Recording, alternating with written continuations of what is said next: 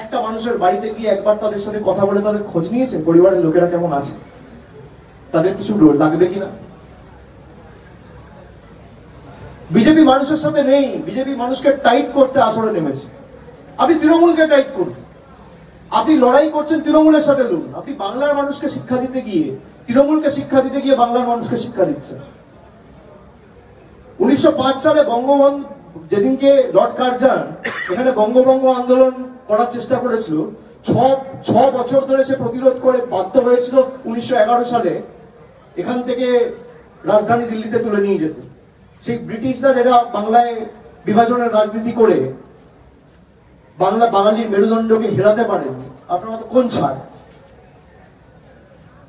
আপনারা কি ভাবছেন যে একটা বিভাজন তৈরি করে হিন্দু মুসলমান করে রোহিঙ্গা বাংলাদেশি করে? আরে রোহিঙ্গা যদি বাংলায় ঢোকে আর বাংলাদেশি যদি বাংলায় ঢোকে, অমিত শাহের ইস্তফা দেওয়া উচিত। কি কারণে ঢুকেছে? আজকে এখানে যদি কোনো একটা সিকিউরিটি ল্যাপস হয়, আপনি কি করবেন? যদি এখানে সিকিউরিটি ল্যাপস হয় আপনারা কি করবেন? আগে পুলিশকে প্রশ্ন করবেন না হাসপাতালের ডাক্তারকে জিজ্ঞেস করবেন? তাহলে আগে ঢুকলো কি করে? ঢুকলো কি করে সেটা তো জবাব দিতে হবে। কে ঢোকালো, কেন ঢুকলো? বর্ডার তো তৃণমূল পাহারা দেয় না। আর অনেক মডিফিকেশন করেছে, অনেক নোটিফিকেশন বার করেছে। যেখানে 5 কিলোমিটার বর্ডারের পরিধি ছিল সেখানে কোথাও 50 কিলোমিটার করেছে, কোথাও 80 কিলোমিটার করেছে রেড করার জন্য। তারপরেও কি করে অনুপ্রবেশকারী বাংলায় ঢুকছে? আপনি ছেড়ে দিন বাংলার কথা, জম্মু কাশ্মীরে কি করে ঢুকছে যেখানে রাজ্য পুলিশ আর সিআরপিএফ আর বিএসএফ সব বিজেপির হাতে? দিল্লিতে যেখানে পার্লামেন্ট রয়েছে সেখানে কি করে ঢুকে ব্লাস্ট হচ্ছে? পার্লামেন্টে যেখানে সংসদরা বসছে সেখানে কি করে সিকিউরিটি ল্যাপস হচ্ছে? জবাব দেবে না সরকার?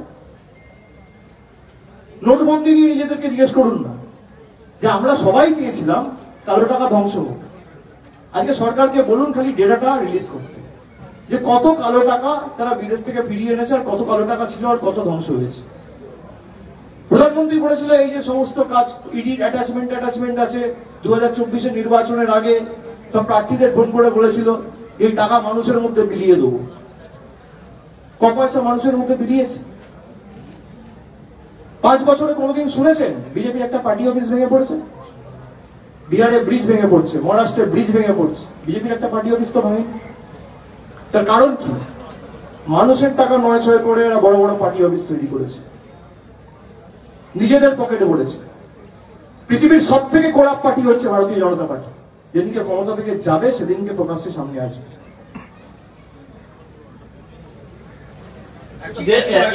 একজন একটাই, আমি একজনের 5টা করে তুমি করেছো তো। এসআইআর নিয়ে বিজেপি অনেক বড় বড় কথা বলছে বা তারা বড়াই করছে, কিন্তু নির্বাচন কমিশনের গতকালকে ডেটায় দেখা যাচ্ছে ইনুমারেশন ফর্ম ডিজিটাইজের ক্ষেত্রে উত্তরপ্রদেশ সব থেকে পিছিয়ে 69%, সেখানে পশ্চিমবঙ্গ 90% ক্রস করে গেছে। তাহলে নিজেদের রাজ্যে বিজেপি পিছিয়ে। এই জন্য তো বলি বাংলার সাথে অন্য কোনো রাজ্যের তুলনা হয় না। What Bengal things today, rest of India things tomorrow. সেই জন্যই তো বিজেপি বাঙালিকে উপকার করতে পারছে না। ওরা প্রতিবার একটা করে ওষুধ নিয়ে আসবে, সেই ওষুধগুলো ওদেরকে খাইয়ে দেবে বাঙালি, আমাদেরকে ছেড়ে না। আমরা অন্য ধাতুতে তৈরি। ওরা ভেবেছিল এনআরসি করে, সিএ করে, টাকা বন্ধ করে, ইডি লাগিয়ে, সিবিআই লাগিয়ে, হাইকোর্ট লাগিয়ে, জুডিশিয়ারি লাগিয়ে, মিডিয়া লাগিয়ে বাংলা দখল করবো। বল, ভোট তো মানুষ দেবে, ভোট সংবাদ মাধ্যম দেবে না, বিচার ব্যবস্থার প্রতিনিধিরা দেবে না, ইডি সিবিআই অফিসাররা দেবে না। মানে তারা দেবে, তারা নিজেদের রাজ্যে দেবে। সব তো বাইরে থেকে ডেলি প্যাসেঞ্জারই করতে আসে, এ রাজ্যের ভোটারও না।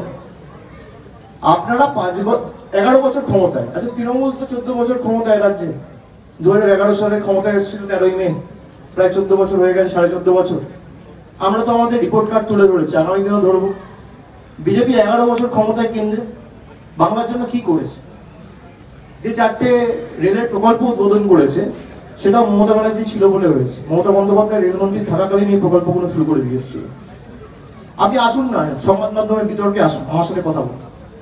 কবে স্যাংশন হয়েছিল এগুলো? সব 2009-2010 সালের প্রজেক্ট। আচ্ছা মমতা ব্যানার্জি না থাকলে এই কলকাতায় মেট্রো হতো? মমতা বন্দ্যোপাধ্যায় না থাকলে রেলের কারখানা হতো?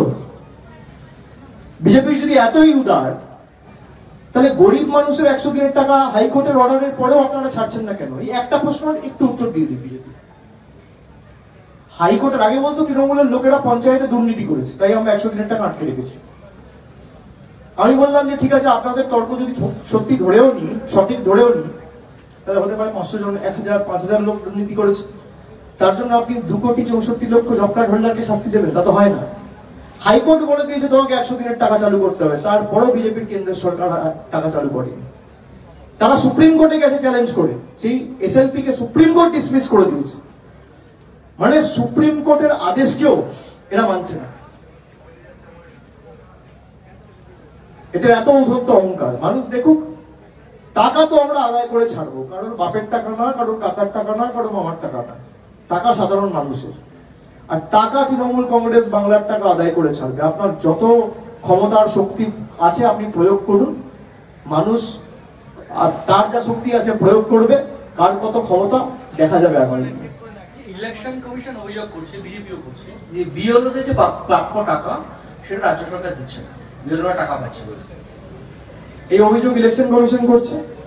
এবার ইলেকশন কমিশন একটা নোটিফিকেশন ইস্যু করেছিল আজ থেকে ঠিক 3 মাস আগে, অগস্ট মাসের 2 তারিখে, যেখানে বিএলওদের পারিশ্রমিক যেটা 6,000 টাকাটা বাড়িয়ে 12,000 টাকা করেছে। এই টাকাটা ইলেকশন কমিশন দেবে না, যদিও ইলেকশন কমিশন এখানে সিইও অফিসের জন্য 15 লক্ষ টাকা দেবে, কিন্তু বিএলওদের পারিশ্রমিকের জন্য আলাদা করে টাকা দেবে না, রাজ্যের ঘাড়ে চাপিয়ে দিচ্ছে। ইলেকশন কমিশনকে আমি অনুরোধ করব দলের জেনারেল সেক্রেটারি হিসেবে, যে বাংলার 2 লক্ষ কোটি টাকা রাজ্য সরকারের পাওনা রয়েছে, আপনারা একটা চিঠি লিখুন যে কেন্দ্র কোন আইনের কি ক্লজের নিরিখে এই 2 লক্ষ কোটি টাকা আটকে রেখেছে। এর মধ্যে যদি 50% টাকা, আমি 100% বলছি না, 50% টাকা অর্থাৎ 2 লক্ষ কোটি টাকা আজকে প্রাপ্য, 1 লক্ষ কোটি টাকা যদি কেন্দ্র সরকার ছাড়ে, যেখানে ইলেকশন কমিশন অর্ডার করে বিএলওদের পারিশ্রমিক করেছে 12,000, তৃণমূল কংগ্রেস, তৃণমূলের সরকার 60,000 টাকা দেবে। টাকাটা তো আটকে রেখেছে কেন্দ্র। আপনি কেন্দ্র সরকারকে লিখুন না, আরে গরিব মানুষের আপনি 5,000, 7,000, 100 দিনের টাকা দিচ্ছেন না, আপনি বলছেন বিএলওদের পারিশ্রমিক। এই টাকা যদি কেউ আটকে রাখে সে তো কেন্দ্র সরকার।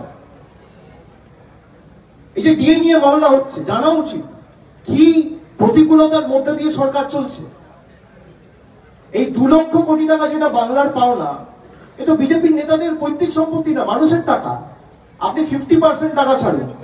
নির্বাচন কমিশন যেখানে 12,000 টাকা দেওয়ার কথা ঘোষণা করেছে, তৃণমূলের সরকার 60,000 টাকা দেবে, 60,000 প্রতি বিএলওকে। নির্বাচন কমিশনের ক্ষমতা আছে, আমি তথ্য দিচ্ছি আপনাকে। আপনি আমাকে যদি তথ্য চান আমি তথ্য দিয়ে দেবো, কোন স্কিমে কত টাকা বাকি রয়েছে, কোন অর্থবর্ষে কত টাকা বাকি রয়েছে। আমি মিডিয়ার সাথে শেয়ার করে দেবো, সামাজিক মাধ্যমে একটা টুইট বা ফেসবুকে পোস্ট করে দেবো, আপনারা দেখতে পাবেন। ইলেকশন কমিশন একটা চিঠি লিখুক যে নির্বাচিত সরকার, 10-12 কোটি মানুষের রাজ্য, 7.5 কোটি ভোটার, মানুষ ভোট দিয়ে যাদেরকে নির্বাচিত করেছে তাদের কাজ করার জন্য, তাদের উন্নয়নের টাকা নরেন্দ্র মোদীর বিজেপির সরকার জোর জবরদস্তি গাজোয়ারি করে গায়ের জোরে আটকে রেখেছে, এই টাকা ছেড়ে দেওয়া হোক।